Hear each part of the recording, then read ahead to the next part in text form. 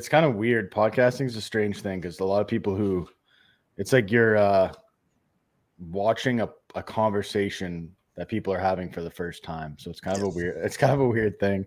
Some people are really good at it, but I'm actually not like I'm kind of an introverted guy, so I don't go out of my way to talk to strangers and stuff like that. So, but I also feel like if you follow someone online and you watch all the like, you put out a video, every few days. So I'm watching your content all the time. Like other people, I'm watching their content all the time. It gets to the point where I feel like I know them just because I consume so much of their content. Yeah. I think you gotta decide what kind of podcast you want to be too. Like when I'm hosting, I tend to take a back seat and just ask.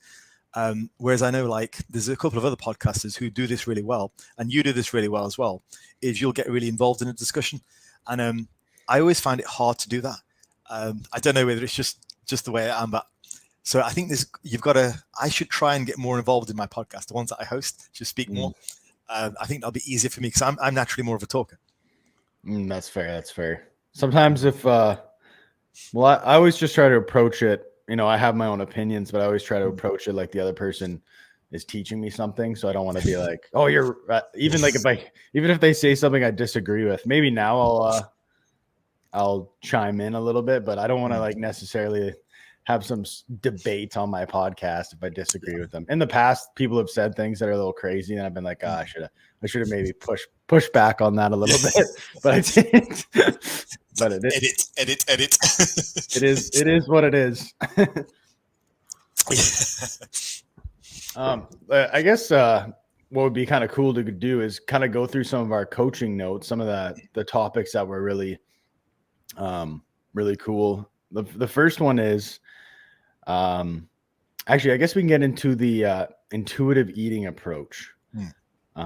You told me that you think that's the future of fitness or dieting. For me, counting calories for so long, it definitely taught me a lot. But it's something that, realistically, are we all going to count calories forever? Like the average person, someone who just wants to be fit, stay healthy. We're maybe if you can go into that, your ideas on that, like focusing on food rather than just focusing on macros and calories. Yeah. So if we kind of, so just to kind of preface this discussion, I think a lot of what we see in bodybuilding and fitness media is a microcosm of society as a whole. And I think as a whole, we've gotten away from knowing how to eat properly. I do. I think we've gotten away from sit down, regular meals, regularity of schedule, and a lot of things that goes into healthy habits. Far too many people are a little bit too preoccupied with technology when they should be occupied with just humans and talk to each other. And so I think we see that reflected in bodybuilding culture, because the bodybuilding community is really just a smaller part of the greater community, and the types of disorders in the greater community, as in the world, we see them in bodybuilding in more of a magnifying glass because we're looking at them. So, initially we had the whole idea of meal plans. Like I'm talking way back in 2000. I say initially because, early days of the internet, mostly people were talking about meal plans, stuff like that. This is before MyFitnessPal. MyFitnessPal came along, and then we started to have more of a focus on macros because that was the whole idea. And meal plans were thought of as something of a dinosaur. And then people kind of like really took the mick with macros. It was the whole protein shakes and Pop-Tarts kind of thing era. Now we are on the other side of that, and I think we're starting to explore intuitive eating. And I think this is where we've seen some pretty stupid stuff with intuitive eating as well. Like one of the earliest comments that I ever had when I was starting to explore intuitive eating was, just eat when you're hungry. Just listen to your body, Faz. Listen to your body. And this was when I was like 50 pounds overweight. Yeah. That's the stupidest advice I've ever heard in my life. And if we think about it, 2/3 of UK and the US are either overweight or obese. Clearly that's not working because we have a lot of other factors like the influence of, advertising and all the social media, all that kind of stuff. So clearly that's not as simple as that. So yeah, I think intuitive eating is the future because I don't think the other methods have got legs. But I think kind of the way that I teach intuitive eating is to scaffold progress. It's kind of like when I was a school teacher. Like I taught computer science. So you can't teach people, like kids, computer code and say, here's the theory on the blackboard, now do it. This doesn't work. You have to model their success. So here's an example program, try and build towards that. So they'll write it themselves, they'll make some mistakes, they'll get it right, but at least they know what they're shooting for. So and it's called scaffolding progress in teaching. So in a similar way, I think that's what I do with intuitive eating is, okay, yeah, good. The principle is right, but let me just guide you a little bit towards the right path, probably towards a very natural path and away from everything that social media has been telling you over the last few years. So that's, and I guess how I'd start the discussion. When you say we've gotten away from healthy eating as a society, what do you mean by that exactly? Like how would you, what are your examples of that? I guess I could say. Yeah. I mean, I can give you my example. Like I think very early on, I didn't really know what a meal was, to be honest. So like I moved out away from home fairly early on, and I went to university. And I was pretty lost in terms of what a regular meal was, and things like the role of vegetables, the roles of fruits on a plate. Pretty much the only vegetables I was eating was like potatoes because I had fries with my steak. That was about it. So there just wasn't a great deal of focus on the correct constituents of a plate, or what should be seen as staples in a diet. I think it was mostly just because I was a powerlifter, it was mostly just eating for performance, which was a lot of food. And that was it. And there's also a lack of eating, together as a social endeavor, because one of the joys of food is that we enjoy it with other people. And I think we somewhat get away from that when it comes to macros and calories. I mean, the saddest example of that is the kid with the Tupperware container, during Thanksgiving.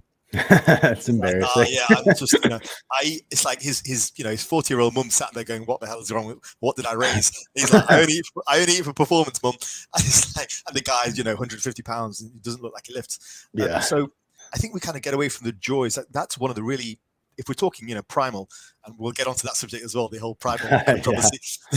But if you're talking primal, I think that's something that we need to get back towards, like our roots, eating with people as a social occasion, valuing foods for their taste, and rather than what they constitute in terms of macros, calories, what they can give us, more like, well, the balance, because we know, for example, the 20 grams of carbs from one food versus 20 grams of carbs from another could be completely different things. And I think foods, we need to focus on foods more than we need to focus on macros and calories. I think there are things that we don't understand. There are things that science hasn't yet elucidated, which will contribute to good health, satiety, happiness, in a sense, which you can't get from macros and calories. So it's like the classic Republic, Plato example of living life in a cave.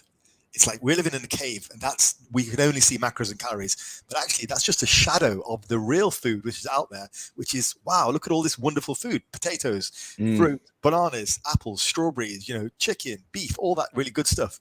And we're trying to break it down into constituents of macros and calories and numbers. And I just don't think we know enough to hang our hats on that and go, well, that's the way we need to do it. So that's what I mean. I'm glad you brought that up, because I feel that way too. Like I feel like food affects us so much more than just energy. It's like a banana is going to affect you a lot differently than a donut, even if it's like the same, like, energy wise, if you eat the same amount, there's still a big difference. And I don't think we understand exactly what food does to us. I totally agree with that. I think we're starting to look at the areas where we are going to begin to understand this. Things like the gut microbiome. That's an area where currently, right now, we don't know anything. Like, and anybody who says they know anything about what is the deal with the gut microbiome? Because sometimes I look into it. It seems like the more like kind of quacky people are talking about in a very and it's not very concrete. Like, I don't understand. Like, to me, it intuitively it makes sense. Like, you eat like a variety of different foods, like vegetables, fiber, like it helps your gut microbiome. But what do we know about that so far, like from a science perspective?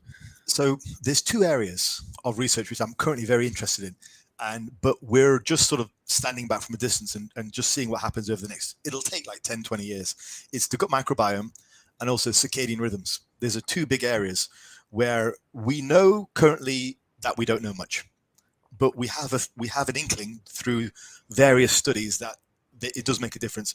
So in terms of the gut microbiome, basically anything you eat or drink will affect your gut to a certain. Like I just drank a mug of tea, that's going to do something to my gut microbiome. Now, in terms, if we look at it from a very sort of ivory tower top-down discussion, because I don't know enough that I can speak scientifically. I don't think there's much out there, to be honest. But if we speak from a very top-down perspective, we evolved, or whatever you believe, we sort of evolved. We were put on Earth with a range of whole foods.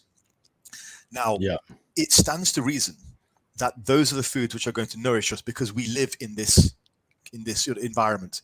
Basically, that's the way it works for any animal, insect, whatever, plant on the earth, even like mushrooms.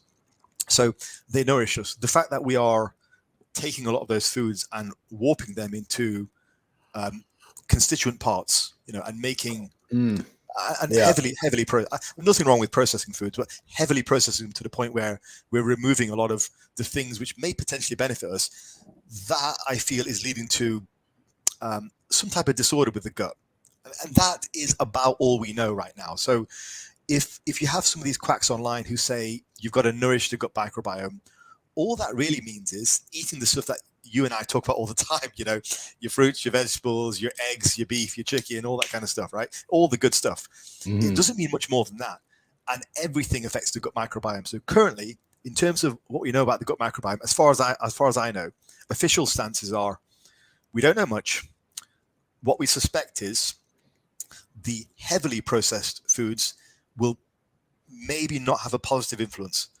The whole foods will more than likely have a positive influence. And so that means more satiety, which is obvious, but also a range of other things connected to the brain. Things like sort of making you feel better, less anxiety, less depression, all that kind of stuff. I mean, you know what, Damien? The older I get, right?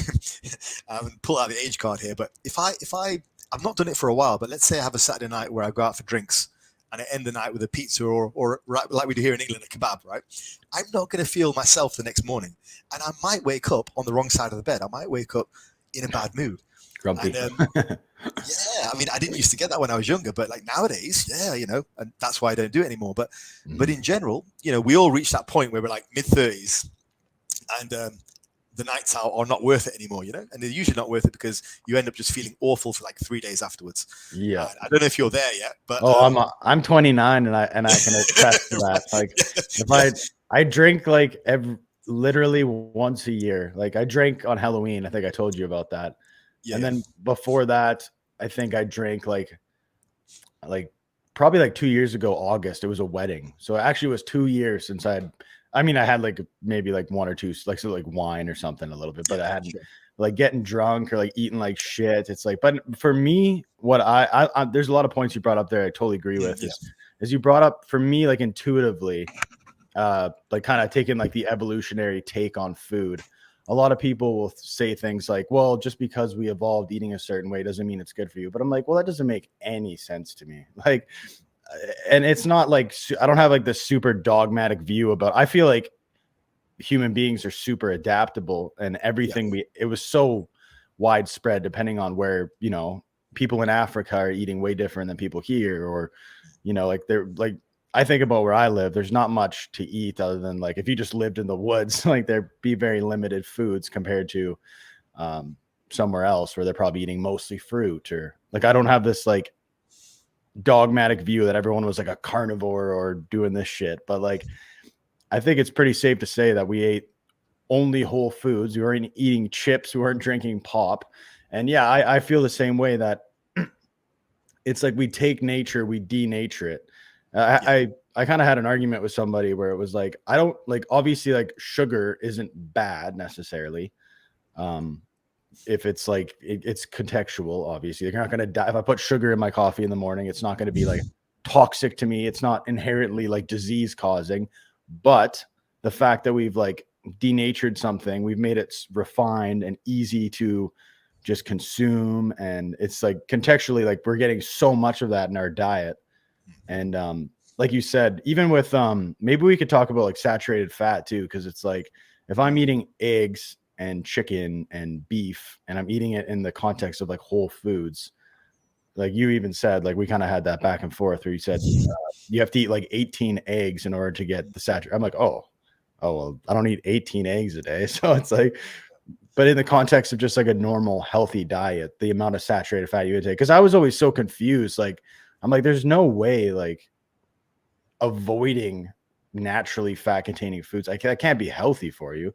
And so many people were presenting that information, like the anti-saturated fat information, in a way. Like when you explained it to me, I'm like, why has no one explained it to me like that? Because so many people were like, saturated fat bad, don't eat saturated fat. That's what that's the like, maybe that was just my misinterpretation of what they were saying, but there are many people that were like demonizing it to the point where if you tell me something is bad, I'm not going to touch it. Right. But I kept pushing back on that. Like, there's no way that like I'm going to cut out eggs, beef, and like anything that contains saturated fat. It's more of just like the context of maybe it's the fact that we've now refined oils and not to mention like the foods that contain saturated fat, like you were talking about, like pizza and stuff like that, and like all the bad shit we eat, in the context of that. So maybe we can get into that a little bit as well. Yeah. So before we get into that, I just wanted to go, because you said few good things. I wanted to go back to the previous discussion on the gut microbiome and just sort of wrap that up a little bit. So I wanted to ask you, the last time, let's say you did go out for a lot of drinks or, you had a lot of like crappy foods, or whatever, if you could remember that far back, how did that make you feel the next morning, if you remember? Oh, 100. Yeah. So if I drink or if I eat like shit, I get pretty, like I get depressed, or I get anxious. It affects my mental health so much. Even if I wake up in the morning, and I remember there's this one day in particular, I woke up, I was kind of a busy business day, and I had pancakes and chocolate chips for breakfast, but I like fasted till like 11 o'clock. And then my brother was like, oh, I'm going to make pancakes. So I had pancakes, maple syrup, and chocolate chips. And I ate that and my energy crashed. I was like depressed for the whole day. Like I was like, not even anxious. I was just like, oh, everything sucks. Like, oh, my life is a mess. And it's like such a night and day difference between like when I'm fueling myself correctly, like with like eggs and some sort of veggie and fruit in the morning. It's like night and day, how I perform mentally, how I feel. Just I'm optimistic. I feel good. I'm like, oh, I can take on the world, as opposed to, and if I drink, that's like pretty much immediate depression. Like maybe not while I'm doing it, like I'm having a good time, but even when I'm doing it, sometimes if it's in the wrong context. But yeah, no, it affects me like crazy. And I don't know if that's like the gut microbiome, because I know it affects your brain as well. Like I've always heard that, your serotonin is made in the gut. I don't know if that's some quack shit or.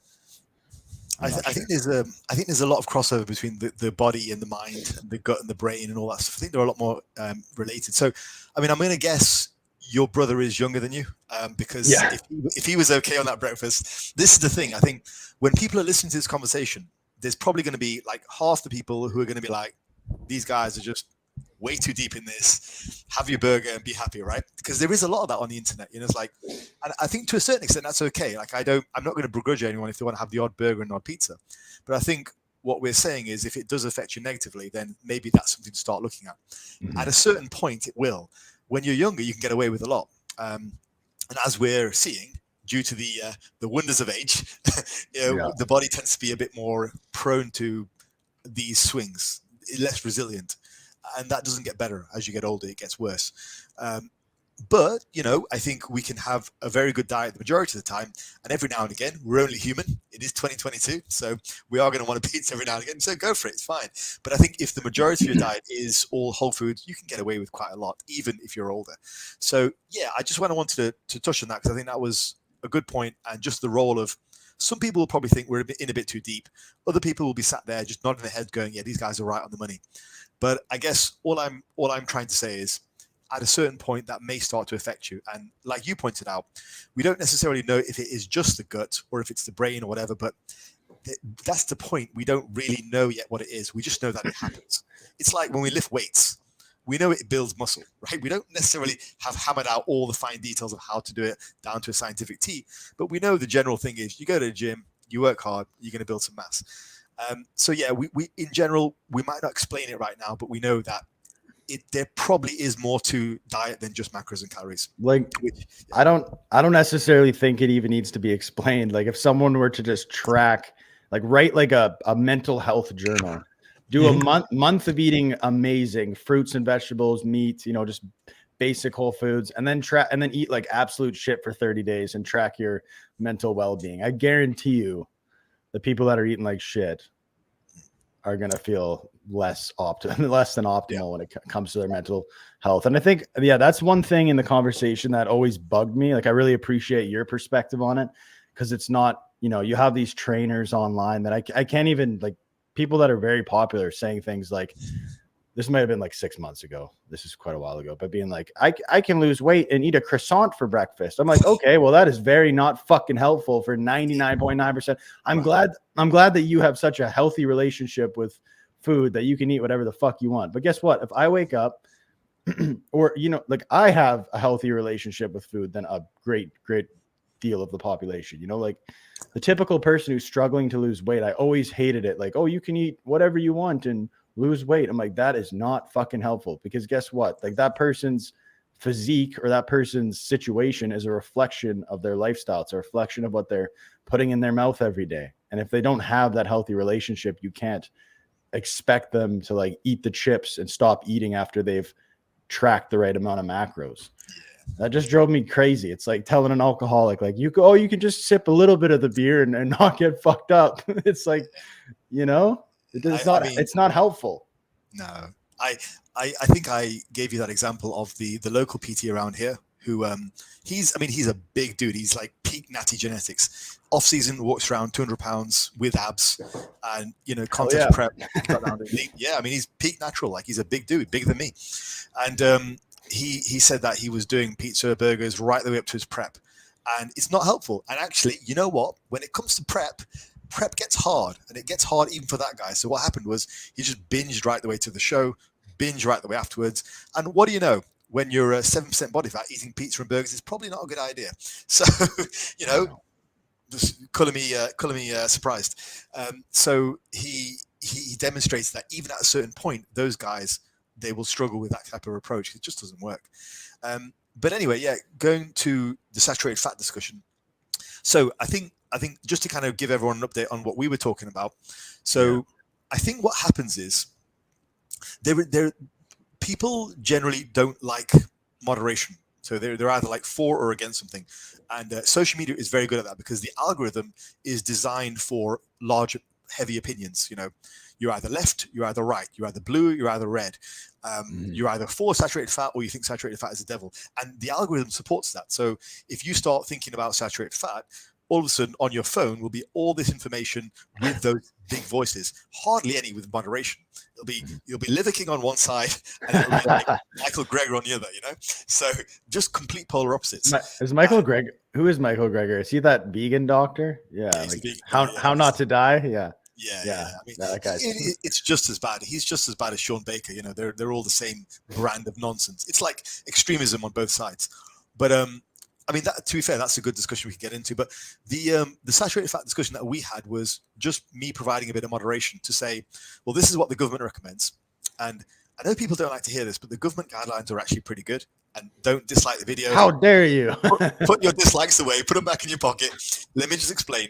The government guidelines actually suggest something like a maximum of 10% of your calories should come from saturated fat. They can come from saturated fat before you have problems. So we sat down and we did the math on it. And that would mean, roughly for you, in your case, 18 eggs, which is a good amount of eggs. It's a good amount of saturated fat. And, what it is saying to not do, though, is eat the pizza and the burgers every single day. So a lot of people like to blame the government guidelines for either making us fat or for looking at the wrong things, when actually they are the result. Science moves very, very slowly. Actual science moves very slowly. Influencers move very fast. They take the abstract and they run with it, but actual science moves very slowly. And the recommendations for maximum 10% of saturated fat means you can have eggs, whole milk, your beef, all that within the confines of a healthy diet with a regular calorie amount. It's fine, go for it. But what the government guidelines are saying don't do is don't eat your pizza and burgers every day because the saturated fat content is super high.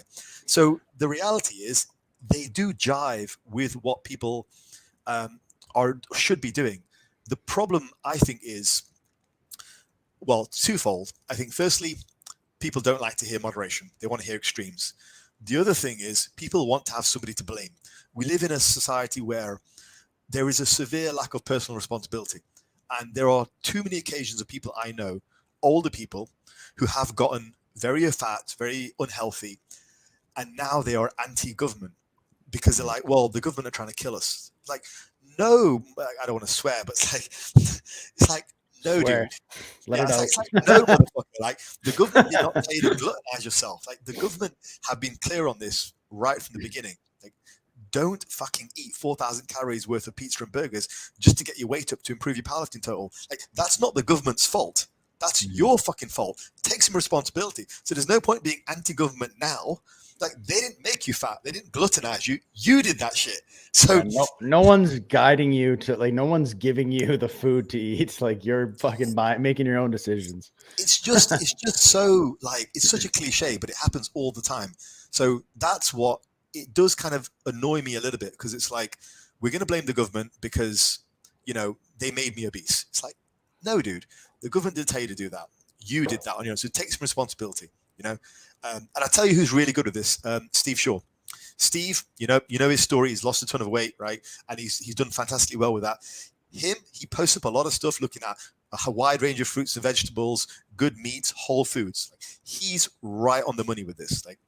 He's awesome with that kind of stuff. He has a really good, moderate viewpoint. It's like, okay, I was overweight. I wasn't going through a very good period of my life, but now I promote good eating habits, whole foods, fruits, vegetables, meats, eggs, all that stuff. Yeah. Bang on. Perfect. That is a good example of somebody who's doing it right.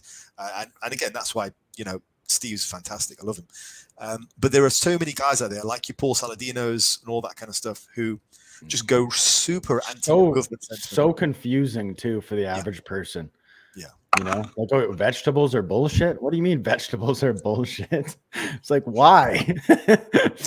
Well, that's something we can talk about. So the latest controversy is actually a really good time for this podcast, because the latest controversy turns out, then, for those of you who've not seen Derek from More Plates, More Dates. I watched that. Yeah, I watched that video. I kind of skimmed through it. Allegedly, it turns out that the key to health and success is not to run around with your shirt off, to live a primal lifestyle, to eat testicles all day long, and to get your young kids to eat testicles too. But actually, he's just on lots of steroids.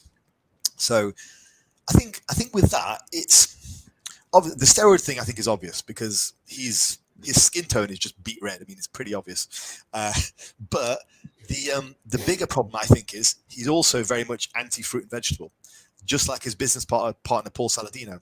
Now, my problem with this whole thing was not the steroid issue, because the steroid issue is kind of obvious. Like, if you don't think Liver King's on anything, then you need your head checking.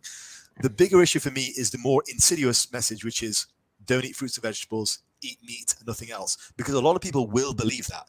They won't believe the steroid thing. They won't do the steroid thing, which is fine, and they shouldn't do. But they'll believe the anti-fruit and vegetable sentiment, so they'll go along with that. And I think a lot of people have gone along with that because of Liver King, because of Paul Saladino. And if we are to believe what Derek is portraying, it's all bullshit. So that it says a lot for these guys who have a heavy monetary bias. You know what the tragedy of that is as well is, if you look at, like, I can pick parts of Liver King's message that are very beneficial. Get sunlight, spend time with family, like his ancestral tenets or whatever. And I'm kind of worried that because he obviously is a quack, and like, it's like, who didn't see this coming? It's like, I stopped. Like, it's like, obviously he was a meme from day one for people that knew better. Stevie Wonder saw this coming, yes. But yes, 100%. But it's tough because, like, he does put an emphasis on certain things that are beneficial, and then you worry about, someone like this going down and then people being like, oh, everything about that is stupid, and blah, blah, blah. Like, well, no, like, so what he has to say was good, but then like because of this, because he was like a deceitful person who like had no integrity, people are just going to take his whole message and throw it out, you know. Like, I'm never going to eat liver again. Well, I mean, like, liver is kind of good for you every once in a while. You don't need to throw out the baby with the bathwater.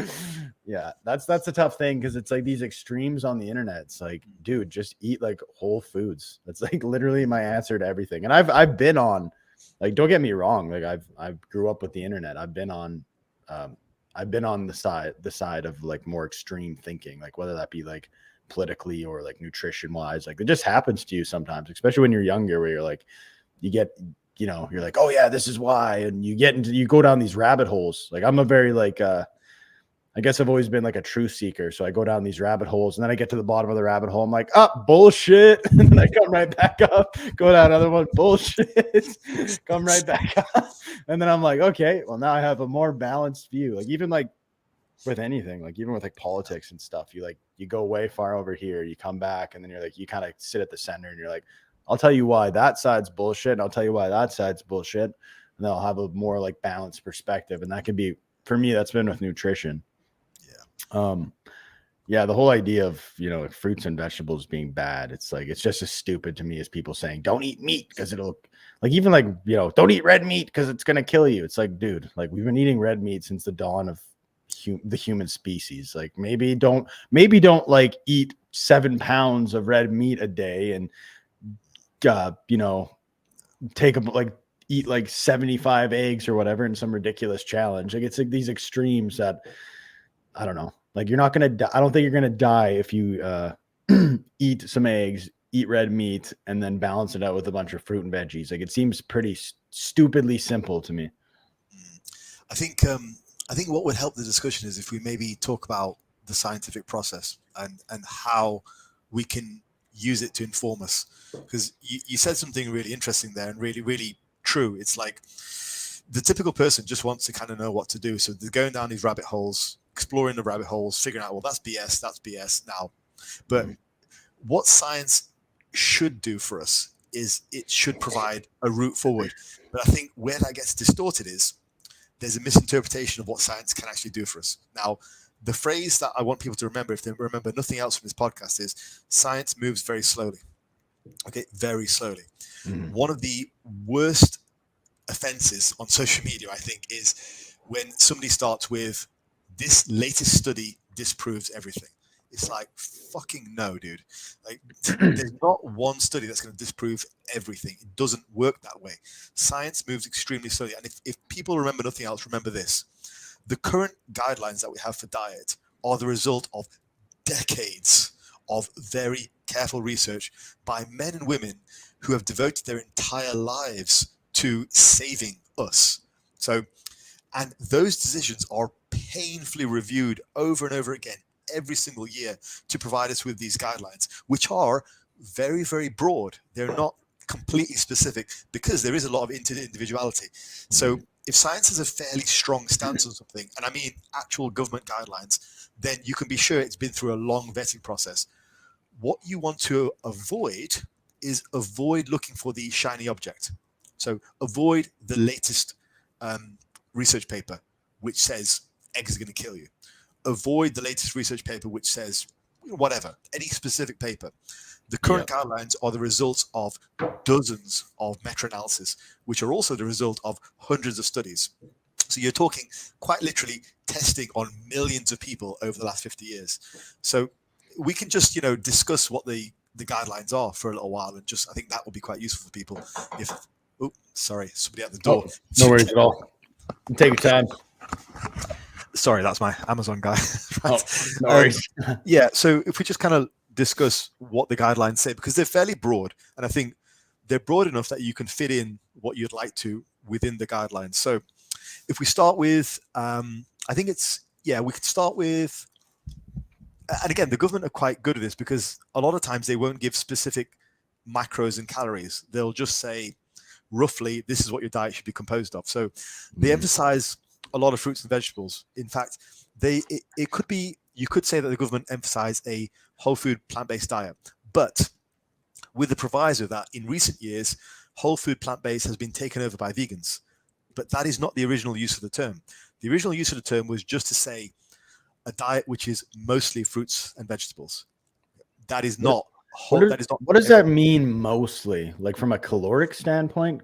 Like I'm kind of confused. Like because like fruits and vegetables are very like they're low in calories. So it's like I'm kind of like just maybe clarify that a little bit. Like what does that even mean when they say That's a good question. Yeah, because the audience might not know. But kind of like if you imagine what your plate looks like. Okay, yeah. So imagine a whole plate in front of you. Probably 2/3 of that should be fruits and vegetables, which, by the way, can include legumes. It can include any types of fruits. It includes like potatoes as well, all that kind of stuff. You know, a lot of different colors, basically. So the composition of your plate, like just looking at your plate, like that's pretty normal. Like I'm not gonna have like maybe like a fistful of meat and then you kind of fill it in with like vegetables and stuff. Exactly. So I mean, you've heard of the like the classic English thing is meat and 2 veg. That's, you know, so 2/3 of the plate, you know, fruits and vegetables. That's what it should look like. And again, in one of my annoyances is in recent years, the term whole food plant-based has been taken over by vegans, but actually that's not the original use of the term. It is a diet which is mostly whole food plant-based. Now, in addition to that, you know, protein sources.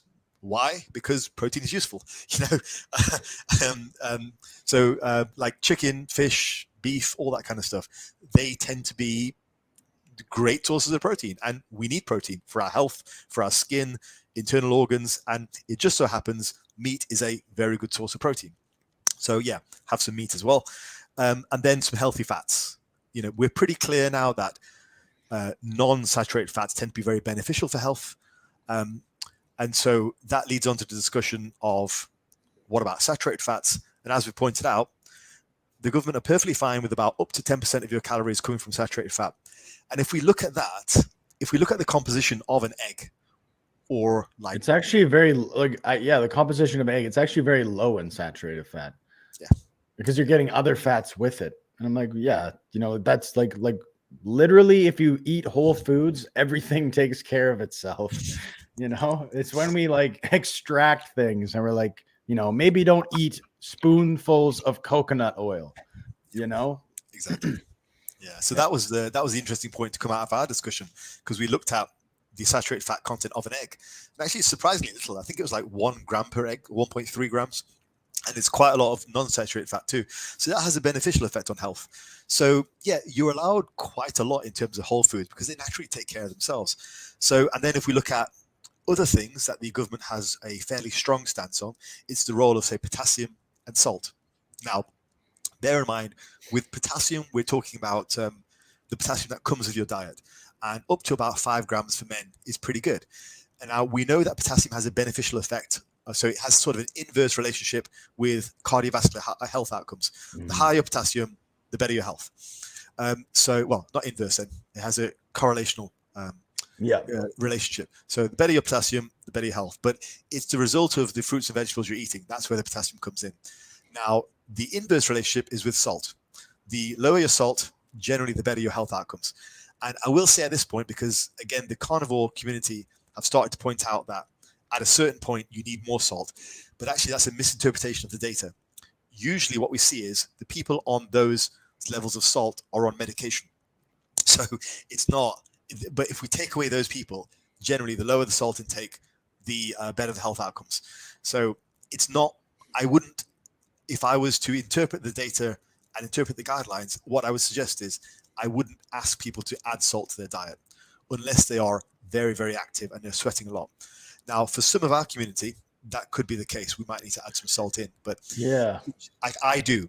When it comes, yeah, sorry to cut you off there. When it comes to salt for me, I'm worked like all my hats have like salt stains on them because I'm sweating salt all the time, right?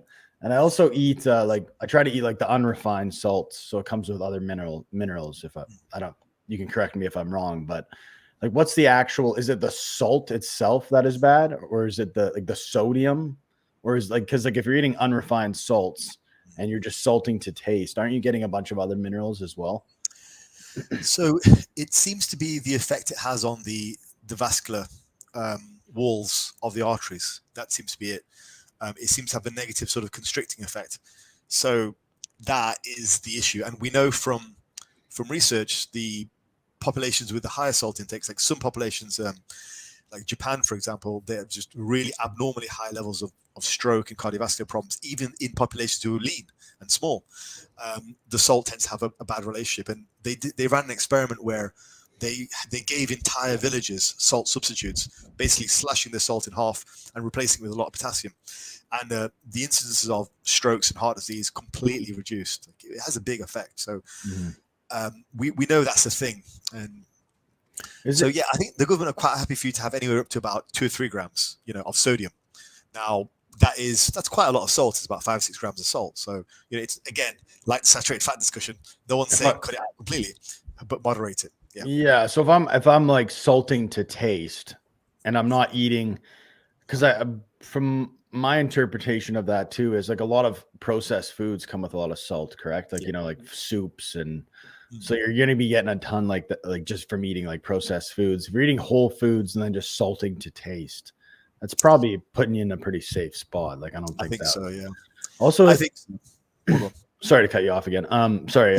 Like the relationship between potassium and salt. Like, is there, maybe if you're eating more potassium, then you can have more salt. Like, there's like the relationship between the two that affects it. Yeah, I'll just finish up on that point about the salt intake. I find this is a problem, and it's a problem that I've had as well. So I've experienced it for full time, like for firsthand. If I have a completely whole food diet, my salt intake will bottom out. Like I can look at my chronometer and it can be maybe 400 milligrams, whereas my potassium is like 10 grams, because I eat a lot of fruits and vegetables, 2 or 3 kilos a day. Now, for me, that doesn't feel good. I actually tend to get dehydrated with that amount, even if I'm drinking 4 or 5 liters of water. So I need to, like you, I need to add sodium back into my diet. So I will salt to taste, or I'll have that as part of an electrolyte mix in a drink. But yeah, I tend to find that. And then what will happen is if my salt intake is too low, I tend to wake up in the middle of the night needing the wee, because the water just goes through me. I want you to go into that, because I've suffered from that as well, where I wake up in the middle of the night and I need to pee like 3 times. Yeah. And it also affects my sleep. Did it affect your sleep? Like, did you wake up like wide awake kind of thing? I think there is that. Yeah. So with that, what I've discovered is if I let my salt intake get too low, which is really for guys like you and me who eat only whole foods, it's very easy. I just don't have a lot of salty foods in my diet. I don't eat processed foods really that much at all. It's all just fruits, vegetables, meats, fish. Yeah. I don't cook with salt really much either. So yeah, my salt intake, my sodium intake can get very low. So I find it tends to affect my sleep. I'll wake up like wired at 2 a.m. For a while I was blaming my cat, because cat just like sleeps on me. As you saw earlier, like she's all over the place. But I think I got it down to sodium. So I add sodium back into my diet. I'll have something salty before bed, and that tends to help me retain water a little bit better. Otherwise, I can actually get dehydrated, which is even on 5 liters of water a day. So it's a strange thing. Yeah. But it's something to bear in mind. On and off, I've had issues with waking up in the middle of the night and being wired, and it's like a mystery to me. I'm still trying to solve it. But I did notice I drank a coconut water yesterday, which I think has a lot of electrolytes in it. And I slept really good last night. Like I slept mostly through the night. I did wake up to go pee once, but I was tired still. Like for me, sometimes I'll wake up in the middle of the night, and I don't know what this is correlated with, but I'll wake up and I'll be like wide awake. Like I'll wake up at 3 o'clock and be more ready to go than if I woke up at like 6 or 7. And it's super frustrating, because I'll wake up and be like, wow, I could literally like do a 1 rep max right now. I'm like so wired. And it's frustrating to me. And I'm not sure exactly. Like I've gone through, like I'll go through like months where I'm totally fine. It doesn't bug me. But then I'll go through like, I don't know, like, so once I hit a certain age, I don't know if I'm like, I wouldn't say it's like insomnia, because I still sleep. But sometimes I'll have this thing where I wake up in the middle of the night, like wired. And I'm like, it's never happened to me before. So I'm wondering if it's maybe like, I have noticed maybe a correlation between minerals, salt intake, and just having to pee like 1,000 times in the middle of the night. Like I've had some nights where I peed, I swear to God, like 4 or 5 times. Like, yeah. And I'm like, is there something wrong? Is there something wrong with me? You wake up really dehydrated. It's nuts. Yeah. No, definitely. I've partly I think so far I've put it down to sodium intake. And it is a surprisingly common thing for guys who go to a whole food diet.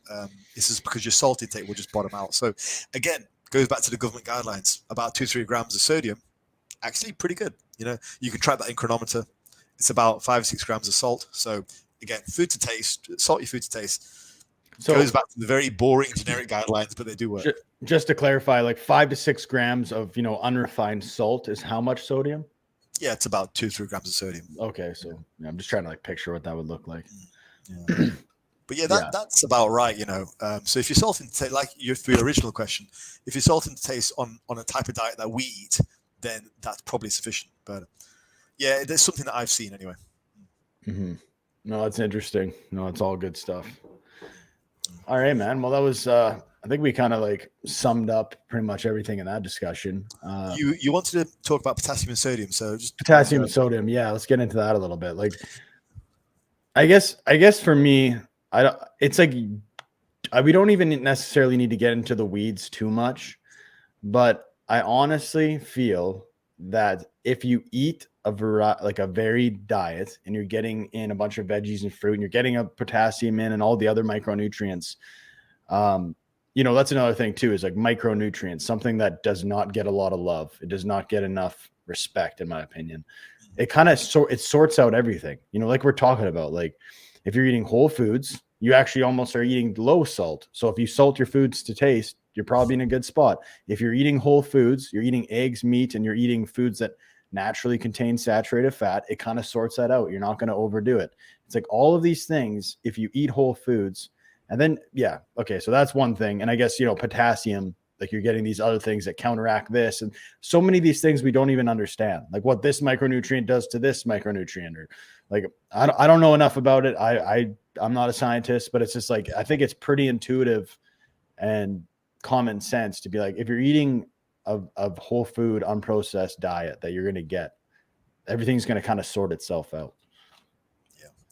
I think that's a really good soundbite for the show. And we have, for the guys who are listening at this point, we're 45 minutes into this, and we have gotten into the weeds quite a lot, but I do want to emphasize the fact that actually doing this right is very simple.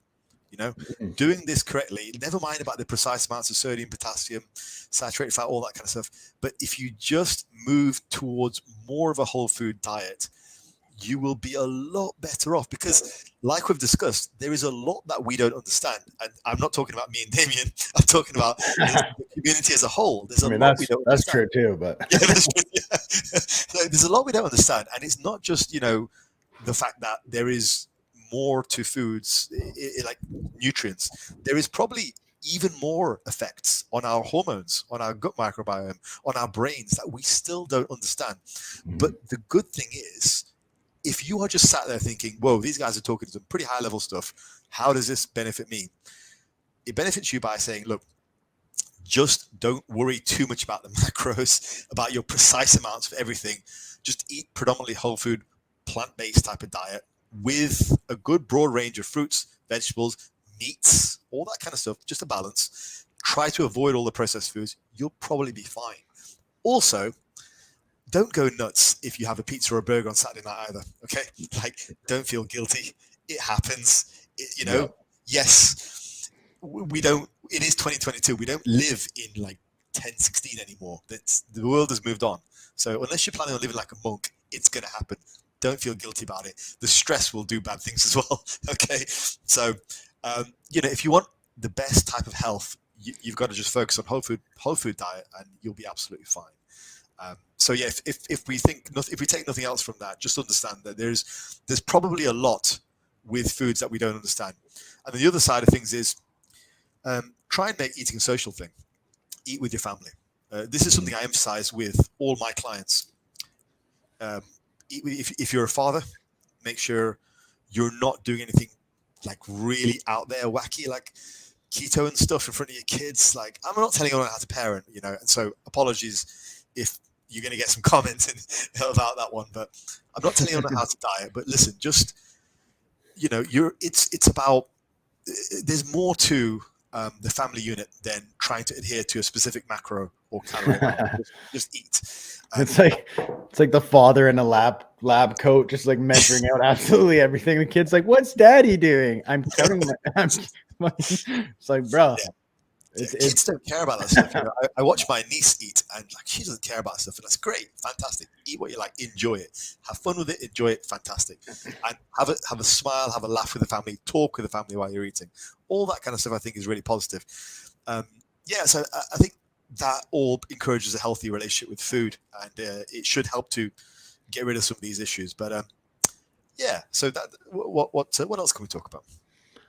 Yeah. Well, it's kind of, I do want to say one more thing here. Even when I was on my diet, I was tracking, but then like the last 2 weeks, I kind of like stopped tracking, and I still was losing weight, just focusing on foods. Like I almost feel like for a lot of people, if they're tracking so intensely, it actually becomes a detriment to the process. Oh, yeah. I guess you could even relate it to like people that are like super nerdy about like, I have never, like, I'm not saying this is necessarily bad.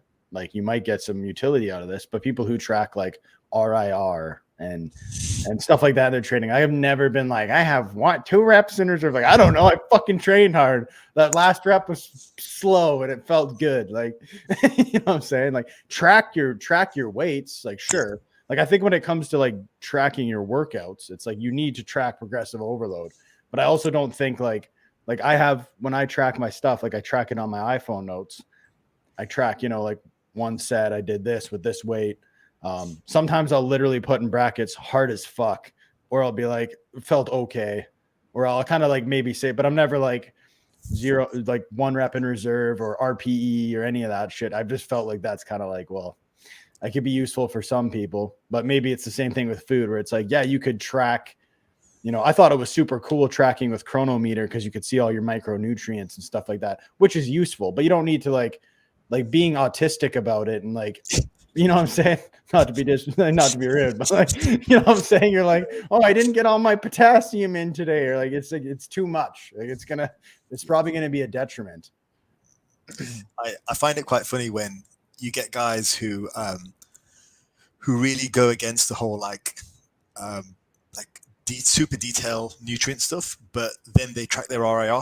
And they're like, they're gonna die on that hill. Like, you've got to do RAR, but God forbid you ever track potassium and sodium. It's like, listen, dude, make your mind up. You know? So, and I agree with you. I don't think it's useful for the majority of the population. I think with a lot of the RAR guys, they can be guilty of trying to desensitize people to what is fairly high level stuff. You know, some of these guys are top natty pros or top enhanced pros who will die on the hill of RAR. It's like, bro, that is not 90% of your audience. Like, I get guys who come to me who can barely bench a plate and a half, barely, you know, and they want to track RAR. It's like, bro, you're tracking the wrong thing, you know. And so it's difficult because for them, because they've been desensitized to RAR just being a normal, natural part of training, they find it really alien. And they've heard me talk about RAR. They're like, well, Faz is the guy. If I want to train in RAR without being judged, Faz is the guy. It's like, yeah, I get that, but I only do RAR stuff with my very, very advanced clients. I've got some guys on the books now who are benching well over 4 plates, squatting well over 5, deadlifting well over 6. You kind of have to use RAR stuff at that level because they'll just destroy themselves. And if you don't, their knees will be shot, their back will be shot within a week. But for the majority of people who are still sub 3-plate bench, sub 4-plate squat, you know, all that stuff, it's just not necessary. It's just a case of shut up, work harder. And you have to earn the right to do that. And I think the same could be said for diet to a certain extent, you know. So yeah, there's a lot of details which I think is good to kind of know about. And I don't know, maybe I'm guilty of doing that on my channel as well, where I talk a lot about these areas, but I am always very careful to ensure that people understand the context. Say, look, if you're not an advanced guy, RAR is not for you. This is what it is. You probably don't need it. Same with a lot of the micronutrient stuff. You probably don't need it, but if you do this right.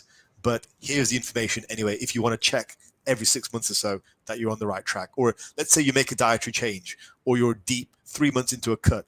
Why don't you just plug your numbers into Chronometer, and maybe that'll elucidate why you're so tired. stuff like that. Mm-hmm. So I think you're very much on the money with that. We've got to try and pull back a little bit, otherwise we will literally go crazy with all these details. Yeah, because you want to make like healthy living as accessible as possible.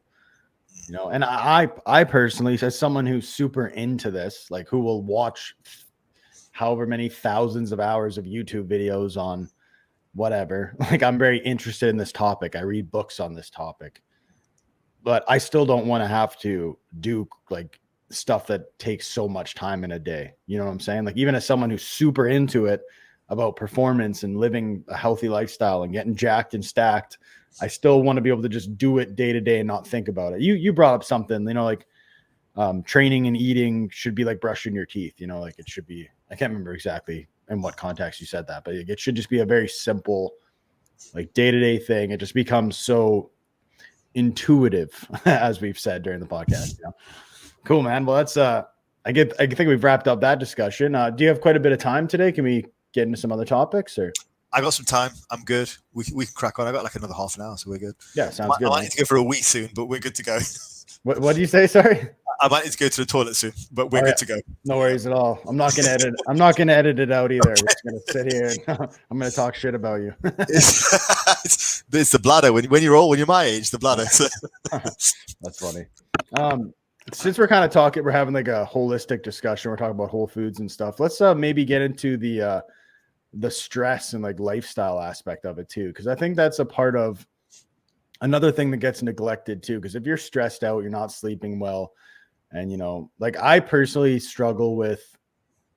I would say I'm not like a super stressed out person, but day to day, just because I have so much going on, and I'm very like, I guess you could say ambitious, so I take on a lot and put I feel a lot of pressure, like.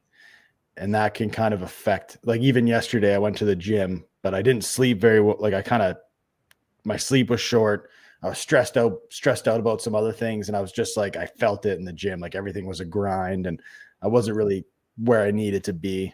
So we talked a little bit about that. We talked about, social media, which I think is pretty much mind cancer at this point, but but everyone's on it. And it's like, what are some things that you implement to take care of your stress and just maybe like the mental aspect of health? Yeah, yeah. No, I completely understand where you're coming from. Do you find a lot of your stress is kind of self-imposed? Like your expectations of yourself, rather than like people. Yeah, it's self-imposed. Even with like for me, I'm very ambitious, like financially, like even though I have everything I need, sometimes I think like, oh, I want to be a millionaire. I want to do this. I want to do that. So like every day I'm like, it's like someone's watch. It's like I need my life needs to be a movie. Like, you know what I'm saying? Like I have this, like, I think my generation in particular, we got sold like the self-development, like Gary V thing where it's like hustle fucking, like what's that one Instagram channel you shared something entrepreneur. Oh my god, dude. So funny. Oh man, that shit is so funny. But it's like it points to the shit that I was raised on a little bit. I remember watching like Gary V videos and being like, I'm pathetic. I'm so shitty. I'm not a fucking, my net worth isn't 10 million at 18. What the fuck am I doing? Stuff like that. So I have that in me a little bit. So like, that's a part of me. Like I put so much pressure on myself to like be somebody and like financially and otherwise, so that's something that I think, maybe as a young man too, like a lot of men today, like feel like they have something to prove. And there's also, so that's a source of stress, is just like, just typical, like, you're trying to like make your way financially. Another source of stress is on that note, have you found the more successful you are, it never ends? There's always like I'll speak I'll get a little personal here with money. Like in my early 20s, I was pursuing music. So late teens, early 20s.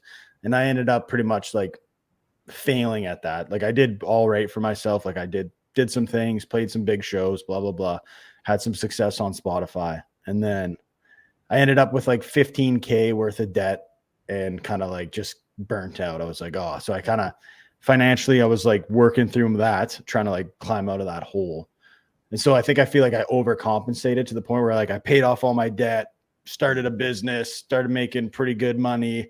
And then I was like, I got to a point where like I got lots saved, invested, and I'm like, I've kind of sorted out my financial situation. And I have like, if someone had told me where I'm at today compared to where I was at the bottom, I'd be like so happy. But now I'm just like, it's not enough. I need to keep going. So it's like, you know, I'm living a good life. I'm living comfortable. I got money in the bank. I got money in investments, but it's like never, it's like this weird thing. And it's almost like, to me, it's like I almost have like PTSD from being broke and like having to work. Like, I don't know, like a lot of people can relate to this, like working a shitty job that you have to work because you're in a financial situation that's less than ideal. And then once you kind of like get your freedom, you're like, I never want to be in that position again. So now I'm just like keeping at it, which I think is good. It's a good thing, but it can get to a point where it just stresses you out. Like I think people should strive to be successful and, you know, take care of themselves, but sure. that I put a lot of pressure on myself for sure. So that's like probably one of my main sources of stress. I think firstly, I can relate to that heavily, massively. And this is something I've discussed with friends a lot, and I've actually discussed on other podcasts. And it's the role of, it's sort of the hidden effect of society on men in particular. I say men, but I always qualify that with I only say men because I can't speak for women. I'm a man, so I can't really speak for women. Yeah, but well, it's in our DNA to be like the providers, right? So I know that's controversial these days, but men want to like take care of their family, you know. I mean, when I was younger, that was all I knew. Was my father worked. My mother did work a little bit, but she mostly took care of the kids. And then, you know, my father died young, and that was all I was left with, was that memory. I didn't really get to see them both grow old together and look at the dynamics of the relationship. All I saw when I was a kid was my dad was always at work. He was the provider. My mom was at home taking care of us most of the time. And so that was the impression that I was given. And I think there were subtle signals from society basically telling me the same thing. But the crazy thing is, it wasn't until a few years ago that I really understood that was happening to me. I kind of understood it on a logical level, but part of unpicking who I am, and the same as you, Damien, like what you were saying just then about your experience, it completely mirrors mine. The self-imposed pressure and the expectation to do more and more and more. And when you reach one level, the next one is looming. That was exactly the same with me. And I just think society is set up to put a lot of pressure on men in that regard, when there should be a greater pressure on just being happy. And this goes back to what you were saying about stress. I think the goal, if we look at what is the goal of earning this money, what is the goal of taking our business to the next level? Well, the goal is to provide a better life for us. Why are we doing that? Well, to be comfortable, to be happy, to not want for anything.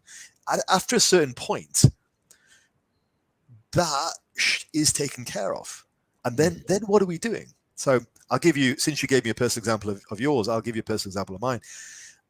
Just recently, I said yes to another business venture. And it seemed like a good idea.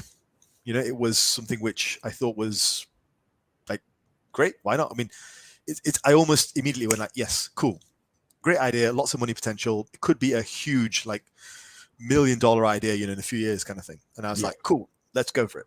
So what I've been doing is I've been running my whole business alongside that, keeping up with everything as I normally do, and then eating away time in my free time to pursue this other business. So essentially 2 jobs, and you know how busy life is as an entrepreneur. It never really ends.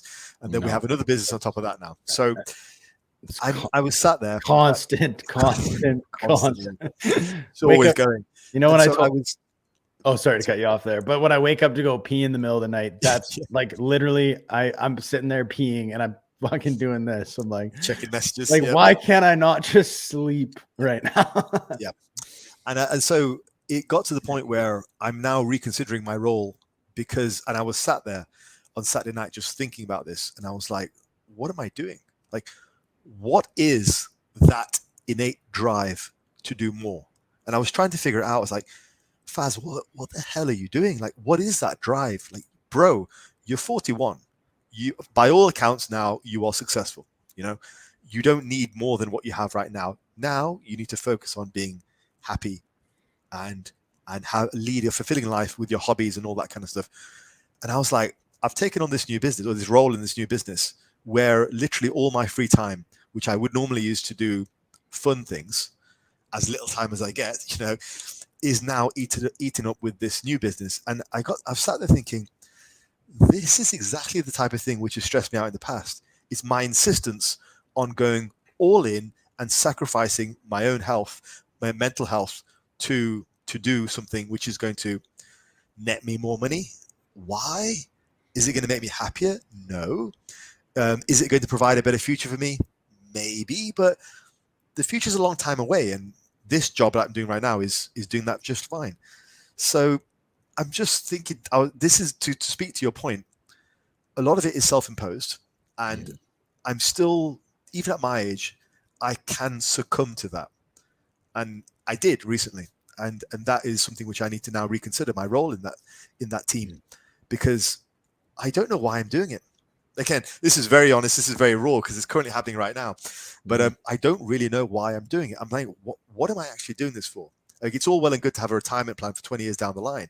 But if I'm going to have a crap 20 years, like I'm 41, at this point in my life, I should be able to sit back and smell the roses a little bit. So yeah, I think there is a drive, which is good because it pushes us to do good things. It pushes us to get out of bad situations, but it can be self-destructive. Yeah. And then you go on the internet and you see these people that are like, how are you not worth like $100 million at 25? It's like, what the fuck? Like, I think that's something that's pretty, you know, and there's a balance to it, you know, like obviously like there are people that are pissing away their money, and, you know, they're going to be screwed.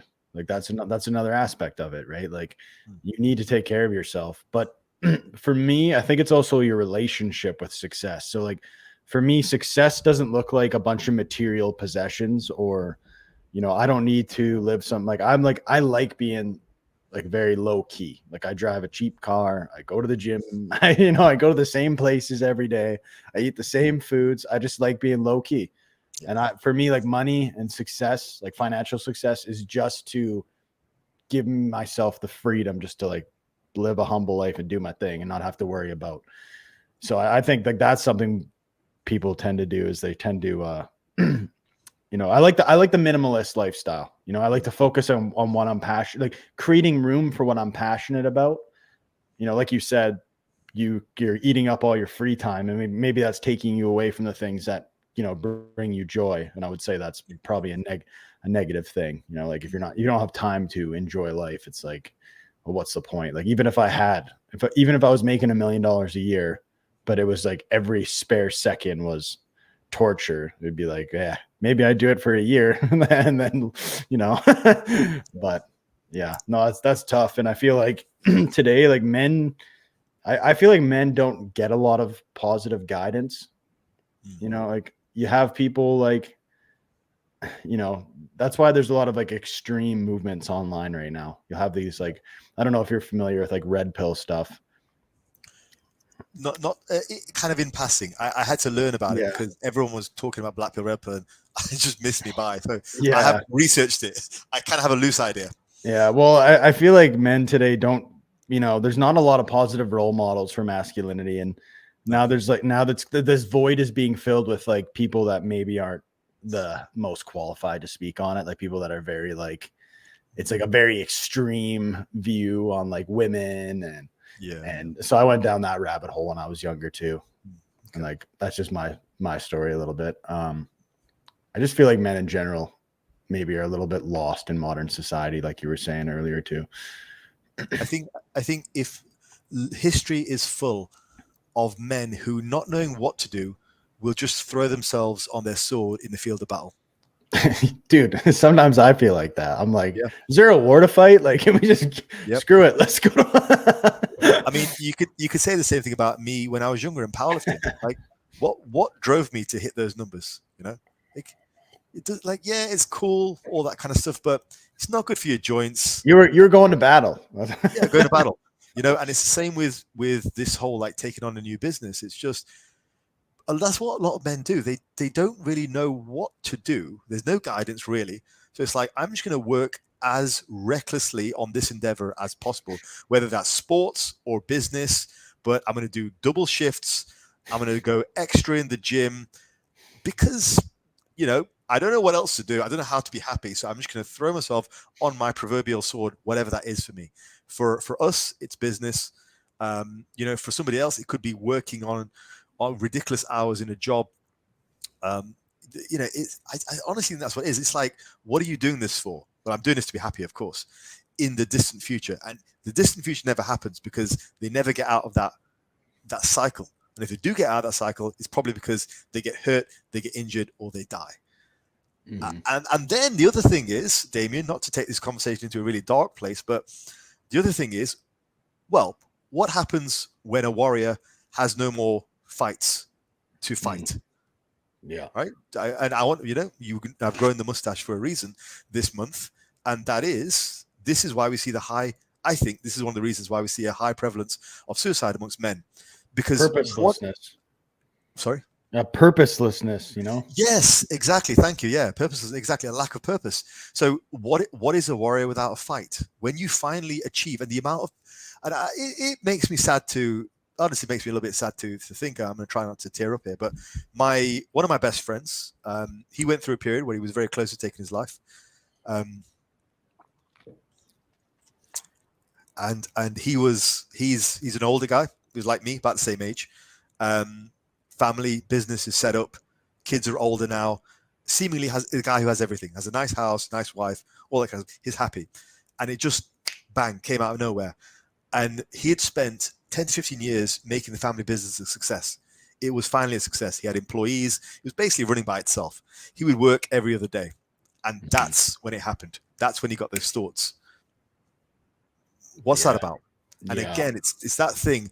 Men throughout history have been throwing themselves on their proverbial swords for something that they don't really know what it is. They're just trying to achieve something because society tells them, and what it's ingrained thing that we have to achieve. That same drive that causes us to achieve can also be self-destructive. And when there's no more battle to fight, well, we do the very logical thing and we take our own lives because that's it. Our entire lives have been wrapped up in a purpose. When there's no more purpose, what good are we? We may as well just remove our burden from the family and then go. And that is such a destructive process that we need to encourage men to break out of that because it is not healthy. And I think that is a major factor of what's killing men. Men aren't being, like, a lot of suicides are not the result of, a lot of suicides are the result of trauma, but a lot of suicides are not the result of trauma. They're the result of men being without a purpose because all of a sudden they've made it.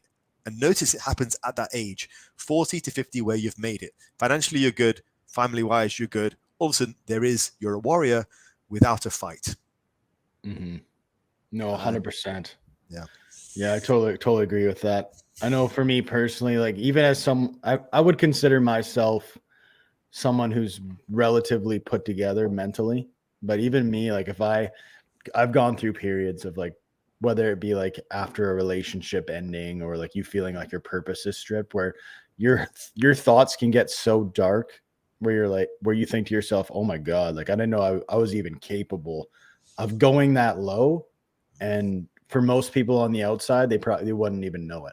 And I think like tons of men are in that position where it's like, you can easily get triggered to like go down super dark. I think that's because men are intense, you know, we're very driven, but we can also be like driven to like, if we have like a dark thought, that thought is going to be turned up to 1,000, you know? I think it's because we're very logical. You know, we're very logical. It's like, okay, purpose is gone. Right, time to go. Yeah. It's funny, but it's fucked up. I think we can try and help men to avoid that by encouraging them to have more balance. Enjoy your life a little bit, you know? Because when it is all over, when there's less to do, then you've got to have hobbies to fall back on. The most well-adjusted guys are guys who have a range of hobbies, for sure. Like I know guys who, from my old teacher friends, who are like retired, 60, 65, 70 years old.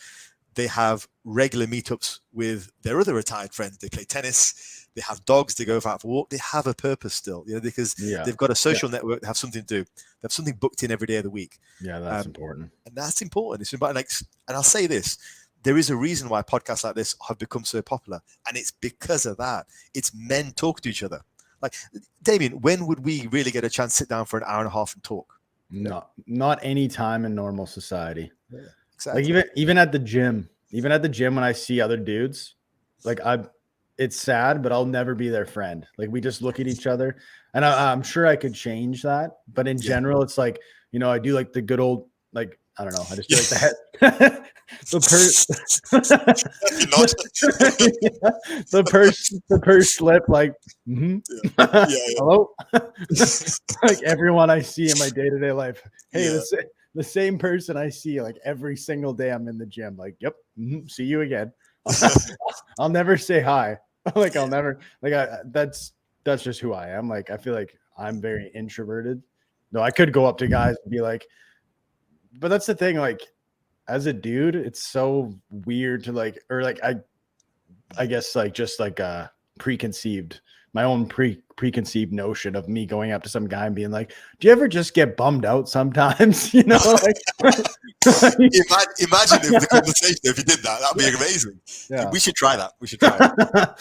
It'd be like, you know what? I actually did do that once. I did. There's this guy at the gym he's kind of known me for many years, but we've never spoken. I kind of know him better now because I spoke to him, but I was really stressed out one day. Yeah, it's reminding me of this. I was really stressed out one day, and I just turned. We were working on the same cable station, and I just turned around to him and said, "Bro, what do you do when you're really stressed out?" And he's younger than me. He's like 10, 15 years younger, and he just kind of turned around and gave me like a bunch of advice. I was like, "Actually, you know what? Feels pretty good, this." And we've been closer friends ever since. We were like gym friends for years. The nod. Yeah. But now we actually talk. We shake hands. My gym's kind of unique like that. Whenever you go in, everyone hugs you. Shakes your hand. It's really strange. Good local gym. Exactly. Yeah. So that's quite nice. It worked out quite well. I tell you what though, people don't talk to each other in gyms anymore. Like when I was younger, I would ask the big guys for advice all the time, and credit to them, they never said no. They never told me to go away. I was just some dumb 18-year-old kid, but I would ask them for advice, and they would stop their workouts 20-30 minutes just to give me advice on the gym. It's pretty cool. That doesn't happen anymore. No.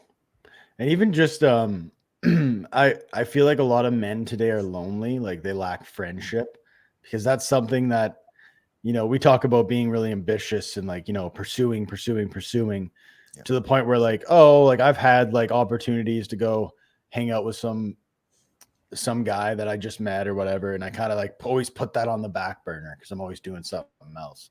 It's like, but that's something that I feel like is such a detriment. Like we don't have a tribe anymore. Like even like I was talking to my brother about this, and like World War II was a miserable time for everybody involved, obviously, right? But those dudes had so much purpose, and they had like a camaraderie, they had brotherhood. Those dudes were like they were probably just like so on fire. Like I bet the suicide rate, like this could be just completely wrong, but like I bet you that like the suicide rate of soldiers in World War II was extremely low, even though they were going through like crazy shit. Like those dudes, you know what happened? They probably like, I think they've actually got like actual like studies and books on this and stuff where like people have been in war, they come back and then they wish they could go back to war. Yeah. Because like they lack like the brotherhood, they lack like the tribe. I think the book's called Tribe. Actually, okay. There's a book called Tribe about that. Like where like you can be like the worst shit, but if you're doing it with the boys, it's like hell yeah, Yeah. I can see that. I'll be right back. I'm just gonna pop to the loo. Oh, yeah. Yeah, do your thing. So, yeah, I wanted to tie this discussion back to the beginning because I think actually finding a route out is pretty simple. With the whole diet thing, the whole mental health thing. I mean, I don't want to simplify stuff too much because I think that's a bit disrespectful, but essentially I think we can do quite a lot with the whole idea of eating whole foods, making sure we're doing that in a healthy sort of family setting if possible, trying to be a little bit more sociable, being part of a tribe, and just making sure to stop every now and again and smell the roses. It shouldn't all be about progress. And I know that's a vast simplification. People will point out, like, I can't dumb down mental health like that, and I'm not trying to, but I think that just getting some of those big blocks right would help a lot of men a lot. It's something that I'm working on myself as well. Mm-hmm. No, man, I think you're onto something there. Absolutely. Like, just taking care of yourself. We'll wrap this up soon here. There's one other thing I wanted to touch on. Well, it's kind of just related to this is, pursuing, bodybuilding, like this community on YouTube. I think pursuing health should be a priority as well. Not just, I want to get jacked and I'll do anything I can. Cause a lot of natural guys, like, why are we not all just blasting gear? I mean, if your goal is to get as big as possible, why are you not just blasting gear? Like, give me a reason. For most people, it's usually comes down to, I'm speaking for myself. Like, it's usually comes down to, like, I want to be healthy. I don't want to, like, of course, I don't want to sacrifice the future for, like, getting bigger. And it's like, and I think in general, you could eat like shit and still progress. Like, there's a lot of power lifters who eat like shit and get super strong, and they're probably taking years off their life. Right.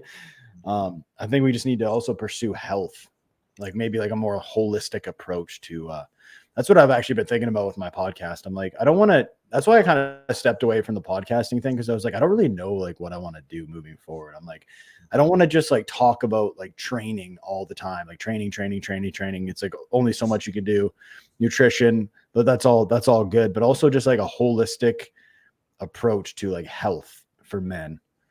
And I'm like, even like rebranding, like the whole, like, even just like rebranding a little bit and talking more about, like, I don't know, like all these aspects. But I also feel like a lot of personal development podcasts are super fluffy.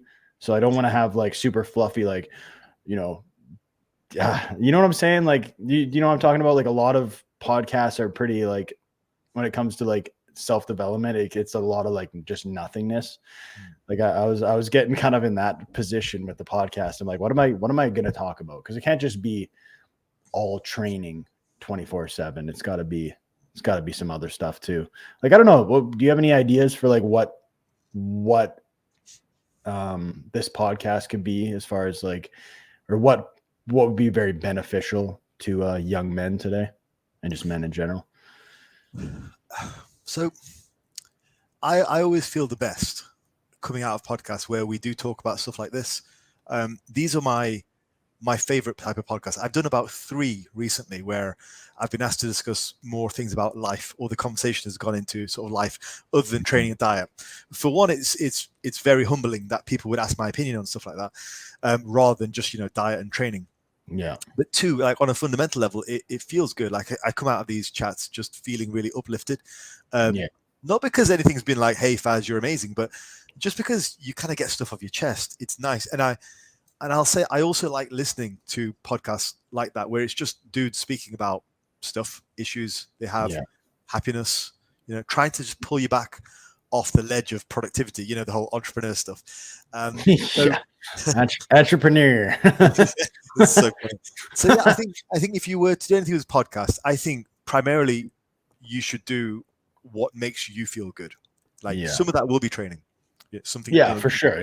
Yeah, for sure. Exactly. Training, cardio, but it's a very popular field right now, and it's popular for a reason, and that is the whole men self-improvement, self-development, happiness.